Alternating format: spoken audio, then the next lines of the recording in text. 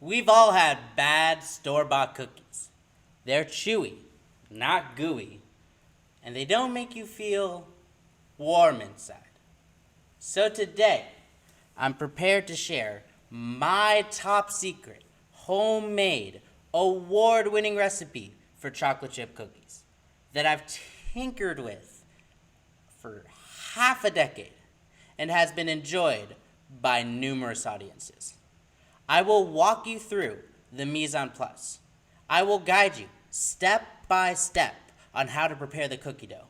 And I will show you the all too important steps to make your cookie stand out while warning you of things to avoid along the way.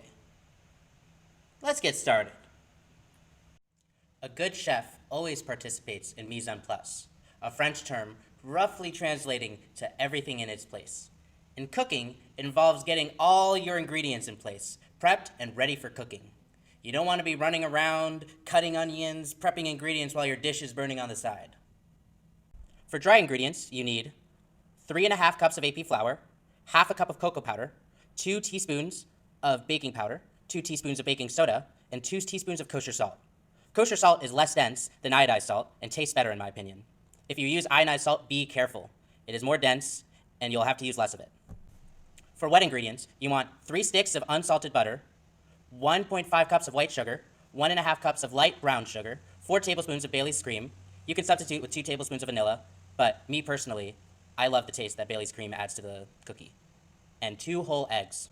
In addition, you'll want 3 cups of medium-sized chocolate chips, semi-sweet, as well as 1 cup of crushed nuts. In this recipe, I use peanuts, but you could use walnuts, macadamia nuts, or omit. And finally, you'll need a pinch of powdered sugar for garnish. For equipment, you'll need 1 very large mixing bowl, 1 medium mixing bowl, a whisk, a fork, a cookie tray, a wire rack to hold the cookies, parchment paper, an oven, measuring cups, a rubber mini spatula, an ice cream scoop, and a larger spatula. Now, browning butter is certainly an optional step, but I personally believe it's a fantastic way of making your cookies stand out. When you brown butter, you're evaporating the water out of it so that the milk solid, those little brown bits, can caramelize. That evaporated water reduces the volume of the butter by quite a bit. So when you brown your butter, make sure you're left with about 110 grams of butter, which is equivalent to the 3 sticks of butter. The last thing you need to prepare before baking your cookies is to set your oven to 325. With your butter browned, your ingredients set, and your oven preheating, it's now time to prepare your cookie dough. Now we're on to the fun part, preparing your cookie dough. First, you want to combine your dry ingredients in a smaller mixing bowl. Next, you want to combine your wet ingredients. Pay attention, the order is important. First off, you want to fluff your sugar and butter by combining them together in the large mixing bowl. You want to use room temperature butter. Cheswick says you don't want to use microwaved or warm butter because it doesn't hold on to air, which doesn't allow cookies to lift and lighten in the oven. Next, you want to add your eggs, your Bailey's cream, and mix again. Now, it's time to put everything together.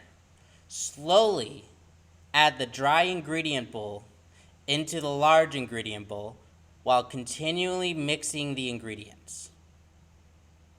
You want to avoid eating the cookie dough, not just because of the raw eggs, but because of the flour. On the authority of the CDC, most flour is raw. It hasn't necessarily been treated for E. coli or salmonella, which would be killed in the baking process. Next, you want to delicately fold the chocolate chips and chopped nuts into the cookie dough. And with that, you're done with your cookie dough, and now it's time to bake. First, put a piece of parchment paper or aluminum foil to line the baking sheet. Next, use an ice cream scoop and scoop out the cookie dough and place it onto the baking sheet. You want to space the cookies far enough away from each other so when the cookies expand, they don't expand into each other. Next, you want to bake them for 15 minutes on the middle rack. After they're done baking, take them out and let them sit for 3.5 minutes. After the 3.5 minutes are done, carefully transfer the cookies you made to a wire rack for about 10 minutes. According to Anna Staropoli of Tasting Table, a wire rack allows for air to access all sides of the cookie. This prevents moisture from being trapped under the cookie, making them mushy on the bottom. The air allows for a crust to develop on all sides of the cookie while keeping the inside of the cookie gooey and mushy, just how we want it. Now, it's time to enjoy. At this point, I've shown you everything you need to bake a perfect cookie. The mise en place, the cookie dough, and the finishing touches to ensure your cookie has a solid crust and a gooey middle. Let's give it a try.